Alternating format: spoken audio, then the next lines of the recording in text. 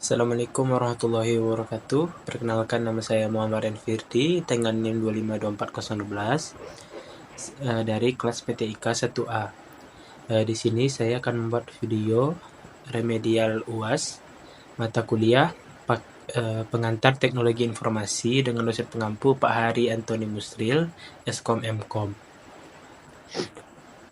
Di sini saya akan menjelaskan pembagian komputer.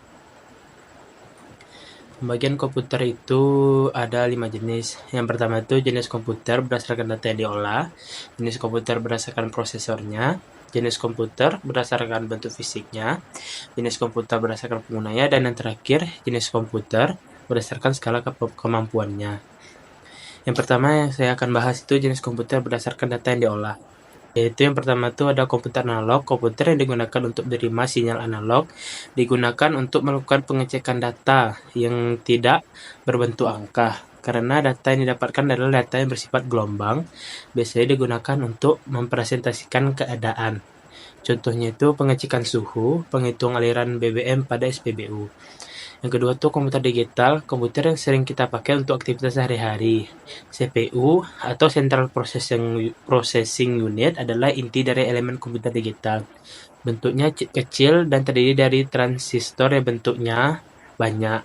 Contohnya itu desktop, laptop, notebook, mini komputer, server, ataupun komputer tablet. Jenis komputer yang kedua itu jenis komputer berdasarkan prosesornya. Yang pertama itu mikrokomputer. Kelas komputer yang menggunakan mikroprosesor sebagai CPU utamanya.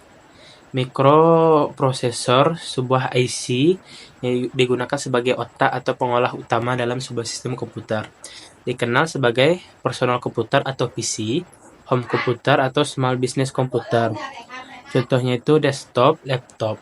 Yang kedua itu ada mini komputer, kelas komputer yang multi-user yang dalam spektrum komputasi berada di posisi menengah di bawah kelas komputer mainframe dan sistem komputer single user seperti komputer pribadi. Istilah mini komputer sudah dianggap kuno dan diganti dengan istilah stasiun kerja atau workstation dalam dunia Sun Microsystem. Contohnya itu workstation.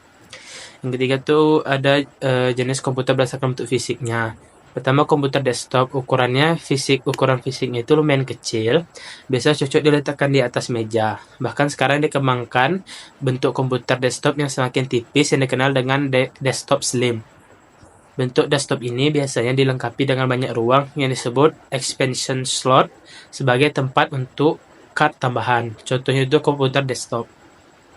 Yang kedua, komputer tower, ukuran fisik relatif besar dibandingkan dengan komputer jenis desktop. Cocok untuk diletakkan di samping atau di atas meja. Memiliki ruang untuk expansion slot lebih banyak.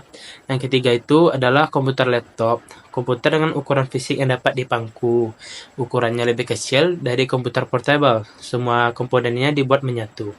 Yang keempat ada komputer berdasarkan penggunanya. Yang pertama itu komputer untuk tujuan umum atau general purpose komputer. Komputer untuk tujuan umum adalah komputer yang digunakan secara umum, komputer yang biasanya kita temukan atau yang biasa kita gunakan sehari-hari.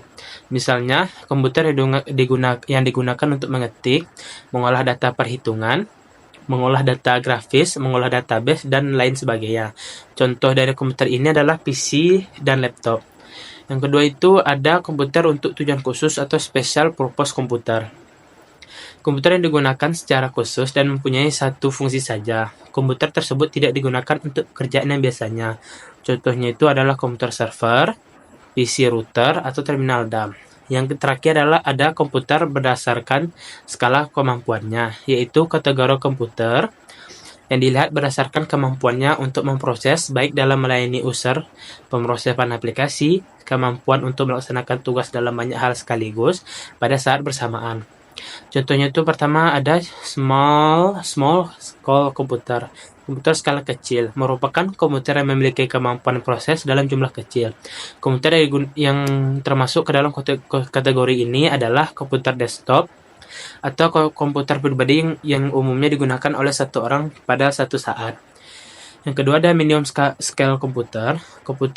komputer untuk skala menengah. Komputer yang termasuk ke dalam kategori ini adalah komputer mini yang biasanya melayani penggunanya pada DAM terminal.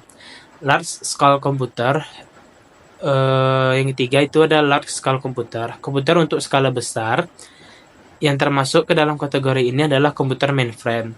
Pada mesin tersebut dapat diakses beramai-ramai dan sudah dilengkapi dengan perangkat dan software yang lengkap. Penggunaannya pun adalah untuk pengolahan perhitungan dengan kemampuan yang cukup rumit untuk diselesaikan oleh komputer medium dan small. Mungkin sekian dari saya. Atas perhatiannya saya ucapkan terima kasih. Assalamualaikum warahmatullahi wabarakatuh.